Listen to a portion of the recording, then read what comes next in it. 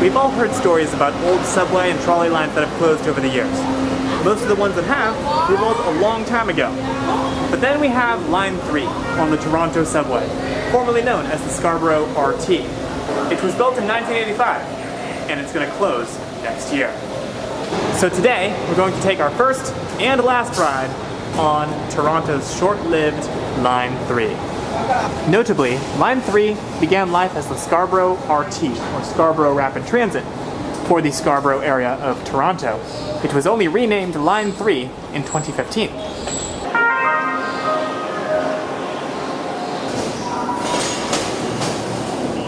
As you can see, there's a strange beam down the middle of the track.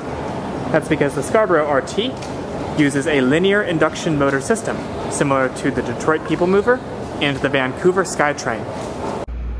Did someone say Vancouver SkyTrain? Basically, instead of actually rotating the wheels, an electromagnet just pulls the train along using this beam in the middle. If you want a more thorough explanation of that, check out RM Transit's video of how it works. So what is the Scarborough line, and how did we get to the point where it's closing so soon? Here's the story.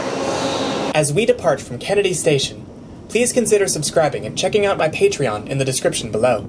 The Scarborough RT was originally meant to be a streetcar line. However, during its construction, the provincial government of Ontario was developing something called the Intermediate Capacity Transit System, or ICTS, a concept for a cost-effective light metro. Needing a testing site for their concept, they strong-armed the Toronto Transit Commission, or TTC, into building the Scarborough line as ICTS. The TTC did so, and the line opened in 1985. At Kennedy Station, which we've just left, you can find the remains of a turning loop. This was originally built for streetcars, but when the larger Line 3 trains tended to derail on it frequently, it was closed and abandoned. One thing you'll notice riding the Scarborough RT is that the trains tend to fill up, but almost nobody gets off between Kennedy, home to an interchange with Line 2, and Scarborough Centre, the second-to-last station. Indeed, the intermediary station Ellesmere is the least used on the entire TTC, with only 1,770 recorded boardings in 2018. By comparison, Scarborough Centre recorded over 23,000 in the same year. Once we stop in Scarborough Centre, the train empties out, and we continue across a viaduct to the final station, McCowan. So why is this line closing after only 37 years of service? Well, a lot of it comes down to cost.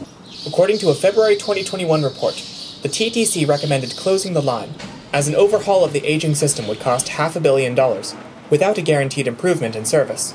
Additionally, the cars used on Line 3 are over 10 years past their expected service life, and are increasingly in need of repairs. It would be more cost-effective, the TTC figured, to close the line. Ideally, the Heavy Rail Line 2 will be extended to Scarborough Centre sometime around 2030, with the ground-level portions of Line 3 being converted into a busway by 2025. Still, this would downgrade Scarborough's transit options significantly. Line 3 currently takes 10 minutes to ride end-to-end. On a bus, this trip takes 25 minutes. Needless to say, the residents of Scarborough are unhappy. As I walked from McCowan to Scarborough Centre, I spotted multiple flyers advocating pushback against the TTC's decision. At the very least, there's a proposal to convert the elevated guideway portion of the line to a park similar to New York City's High Line, but I somehow doubt this will placate the people of Scarborough. So what's the takeaway from the story of Line 3? Well, I think unfortunately, public transportation is complicated. There's priorities of all sorts, there's costs. There's announcements that interrupt me. Anyways, there's costs, there's benefits. Sometimes it's hard to know what the right option is. It's not up to me to decide, it's up to the TTC, but what do you guys think in the comments? Should the Line 3 be closed? Should we turn it into a busway and eventually a subway? Or should it remain as it is? Is it worth the price tag to fix it up and maybe even extend it? Anyways, I'm off to have more transit adventures here in Toronto.